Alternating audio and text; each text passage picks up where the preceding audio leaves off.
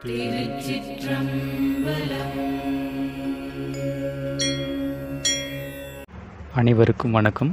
திருமூலர் திருவடிகள் சரணம், முருகப்பெருமான் திருவடிகள் சரணம். இப்போ நம்ம அடுத்த ஆசனமாக பார்க்க போகிறது பஸ்தி மஸ்தாசனம்.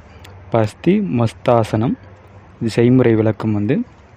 விரிப்பில் மல்லாந்து படுத்த நிலையில் இரு கால்களை ஒன்றாக சேர்த்து வைத்து கொள்ளவும்.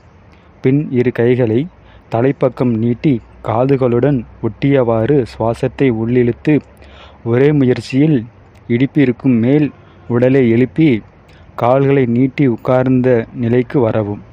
பின் இரு கைகளில் உள்ள ஆள்காட்டி விரலினால் கட்டை விரலில் பெருவிரலை இறுக பிடிக்க முயற்சிக்கவும். விரல்கள் எட்டவில்லையெனில் கால்களை உள்ளே இழுத்து பெருவிரலை பிடித்திடவும்.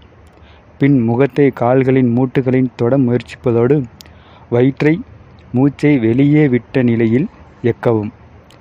கைகளின் இரு மூட்டுகளும் படத்தில் காட்டியவாறு தரையை தொட முயற்சிக்கவும். ஒரு முறைக்கு 10 வினாடிகள் செய்யவும். 3 முதல் 4 முறை முயற்சிக்கவும். தலையை கொஞ்சம் கொஞ்சமாக குனிய செய்யவும். ஒவ்வொரு முறைக்கு சற்று இளைப்பாறி மீண்டும் செய்யவும். இதற்கான பலன்கள்: வயிற்று பகுதியில் தசை பலம் பெறும். கல்லீரல், மண்ணீரல், இரைப்பை, கணையம், மூத்திரைக்காய் இவைகள் முதிர்ச்சி பெற்று தமது கடமைகளை சரிவர செய்வதோடு இவ்வுறுப்புகள் சம்பந்தப்பட்ட நோய்கள் எதுவாயினும் முற்றிலும் நீங்கும். இளமை மேலிடும். பெண்கள் இவ்வாசனத்தையும் சர்வாங்க ஆசனத்தையும் செய்து வந்தால் மாதவிடாயின் போது உண்டாகும் இடுப்பு வலி, வயிற்று வலி, தலைவலி, மலட்டுத்தன்மை முதலியவை நீங்கும்.